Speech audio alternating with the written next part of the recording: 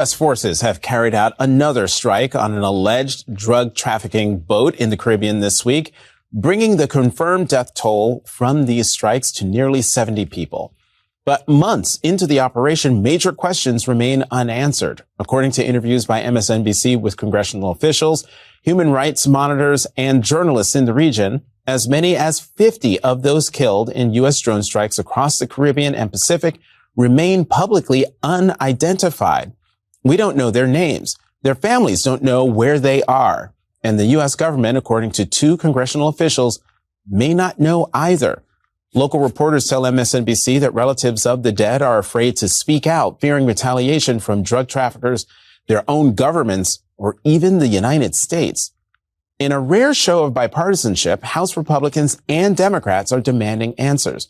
They sent a letter to the administration this week asking, quote, what specific legal authority are these strikes being conducted under, and what evidence confirms that those killed were cartel operatives and not coerced, deceived, or trafficked civilians? Hello, Bobby Jones here for MeidasTouch and Valor Media Networks. The clip you just saw refers to continuous operations of maritime strikes against what President Trump and the administration are now calling narco-terrorists. Now, I have spoken about this in the past, but there are some things that I want to bring up that this week really moved to the forefront. Now, if you recall, these strikes are being done without any proof being presented to the American people, to the international community, to Venezuela themselves about why these individuals are targeted. And make no mistake, the individuals that are being targeted, in some cases, have yet to even be identified. The reason this is an issue is because the legality of these strikes stay in the forefront of these operations. We have seen the commanding officer of U.S. Southern Command, the man responsible for that area of responsibility, resign voluntarily, and Admiral Alvin Halsey. And now we have reports from NBC News exclusively that shows that the JAG, or the military lawyer that's in charge of Southcom and their legal actions, has been overruled not once, not twice, but 6 times by the Trump administration when calling for a review of the legality of these actions. As a matter of fact, the Department of Justice has interceded and saying not only are these actions legal in their opinion, but they are giving military members we got your back cover memo saying that these actions are legal. Now, let's pause for a second. Historically speaking, the world came together after World War I to come up with an international way of looking at warfare. What's legal, what's not. And after every major war, the world has looked at these actions and these permissions to review them. The Geneva Convention set forth an international standard of what is criminal and what is not when conducting wartime operations. The United States, by not providing any proof or any background information on the targets, may very well be in violation of those codes. The Trump administration does not seem to be worried about that. As a matter of fact, the Trump administration does not seem to even have an overarching strategy on why these things are being conducted. I've spoken before about the lack of a national security strategy that the Trump administration has yet to put out. And I think this is now by design. Without legal justification or any type of legal case put in front of the American people, they are just going and killing people indiscriminately, and we just have to take their word for it. Now, in international relations such as these, the United States Constitution gives that organization known as Congress oversight over these things. Well, Congress themselves have admitted that they do not know what these strikes are, who's being killed, and why, which leads to this white paper that was just dropped. This white paper has been released and is by former heads of the United States military, the various branches, the civilian or military leadership, the 4-star generals or the SESs or the cabinet approved people who have raised very much big concerns on what's going on.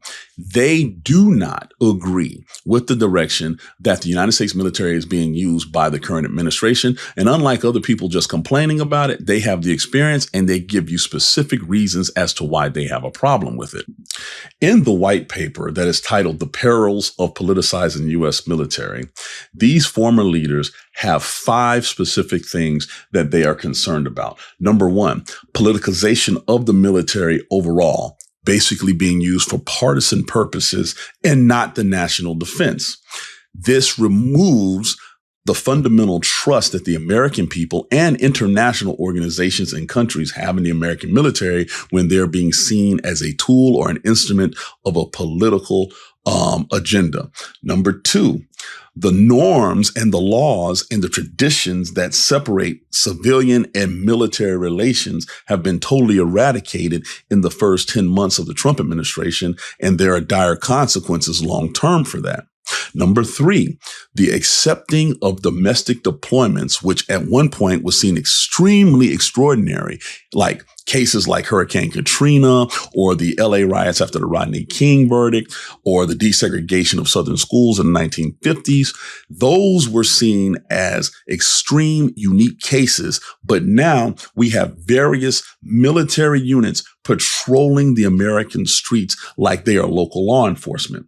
Number 4, the removal of senior leaders that are experienced, that have been there and done that, being removed for arbitrary reasons such as race, gender, or perception that they are not politically aligned with the commander-in-chief should make everybody pause. And then number 5, leading into this, the apolitical view and perception of the military being completely eradicated in front of its own citizenry. That is a significant problem that may not have a way back if this continues.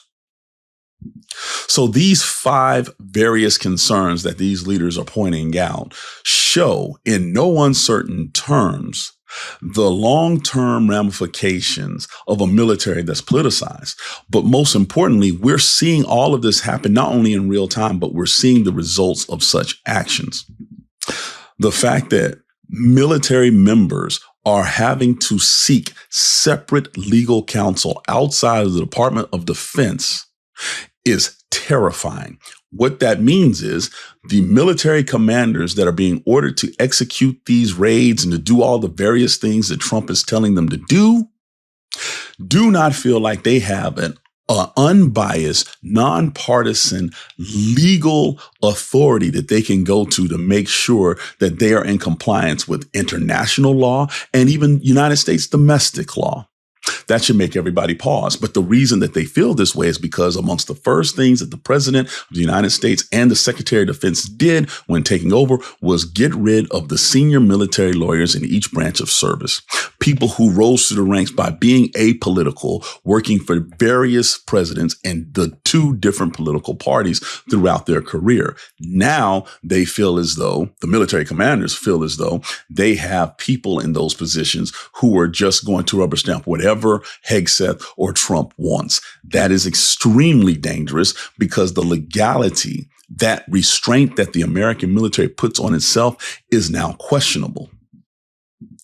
This white paper released by these former leaders of the American military also offers ways to get America's military and its usage back on track. Number 1, it talks about strengthening the oversight and transparency. That has to be led by Congress. Number 2, the professional military advice that senior military leaders give to civilian authorities has to be brought back into the fold. Right now, we have seen various times where military senior leaders have suggested things to the Trump administration and they have been rebuffed. They have been pushed to the side, or in Alvin Halsey's case, having to resign because no one is listening to him.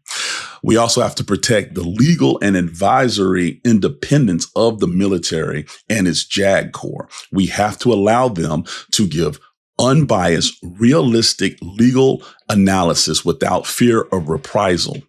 That is part of the entire civilian military relationship the American military has had for over 250 years now.